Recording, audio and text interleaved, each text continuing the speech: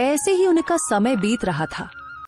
एक दिन जब रघु गाजर बेचने के लिए गया हुआ था तो पीछे से उसके खेत के पास से एक चरवाहा अपनी गायें लेकर जा रहा था।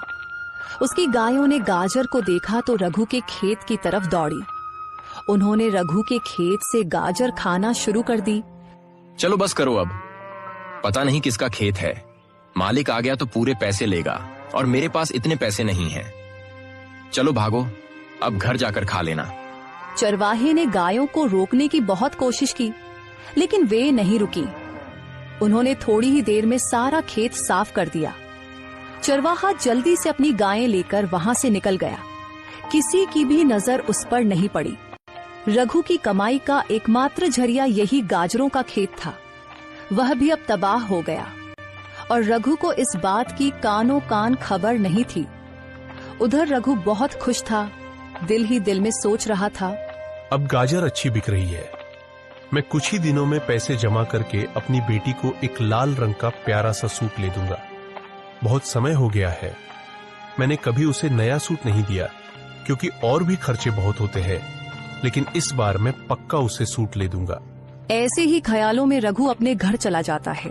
अगले दिन सुबह रघु अपनी टोकरी लेकर गाजर तोड़ने खेत गया, लेकिन जैसे ही उसने खेत देखा, खेत देखकर उसका दिल बैठ गया। ये क्या हुआ? सारी गाजरें कहाँ गईं?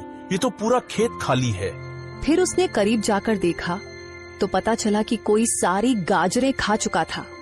अब वह कौन है इसका रघु को पता नहीं था। रघु बहुत मायूस हुआ। रघु की आंखों में आंसू आ गए। मेरे पास रोटी कमाने का कोई और जरिया नहीं, अब मैं क्या करूं? रघु उदास होकर घर वापस आया। घर पहुंचकर वह बेटी के पास गया। क्या हुआ पिताजी, आज आप गाजर बेचने नहीं गए? सब ठीक तो है? आपकी तबीयत तो खराब नहीं? तबीयत तो ठीक है बेटा, लेकिन किस्मत खराब है। जब मैं खेत गया तो देखा कि पूरा खेत खाली है। पता नहीं कौन मेरी सारी गाजरें खा चुका है। मैंने आसपास कुछ लोगों से भी पूछा, लेकिन किसी को भी इस बात का पता नहीं। अब मैं क्या करूं? मुझे तो कुछ भी समझ नहीं आ रहा। दोबारा अगर खेत में गाजर लगाऊंगा तो 3 से 4 महीने लग जाएंगे। इतनी देर में हम क्या करेंगे? घर का खर्च कैसे चलेगा? मुझे तो इसी चिंता ने सताया हुआ है। पिताजी, आप इतनी चिंता मत करें। पहले ही मैं बीमार हूँ, इतनी चिंता करेंगे तो आपकी भी तबीयत खराब हो जाएगी। आप ऐसा करें कि जब तक नई गाजर नहीं उगती, आप किसी से काम का पता कर लें और गांव में ही कोई काम करें। हाँ बेटी, तुम सही कह रही हो। काका रामू मुझे पहले सेठ भूषण के पास काम करने को कहते थे, लेकिन कभी जरूरत ही नहीं पड़ी। अब मैं सीधे सेठ भूषण के पास ही जाता हूँ और उनके पास काम करता हूँ जब तक नई गाजर नहीं उगती। ठीक है बेटी, मैं अभी जाता हूँ, तुम अपना ख्याल रखना। रघु सेठ भूषण के पास काम का पता करने के लिए चला गया। सेठ जी, मैं आपके पास काम का पता करने के लिए आया हूँ। मुझे कोई भी काम दे दीजिए, मैं मन लगाकर काम करूंगा। आपको शिकायत का मौका नहीं दूंगा। क्या हुआ रघु, तुम यहाँ काम ढूंढ रहे हो? तुम्हारी गाजर को क्या हुआ? तुम तो गाजर बेचते थे ना, फिर अचानक आज यहाँ को क्या हुआ? सब ठीक तो है ना? रघु ने सारी बात सेठ भूषण को बता दी। हाँ रघु, किस्मत तो तुम्हारी वाकई बहुत खराब है। अभी 2 दिन पहले ही मुझे एक नौकर की जरूरत थी, जो कि कल ही आया है।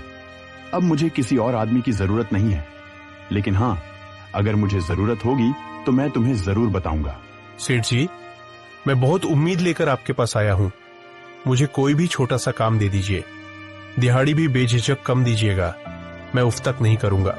अरे रघु, अभी काम नहीं है, बोला तो है तुम्हें। जाओ, जब काम होगा तो मैं तुम्हें बता दूंगा।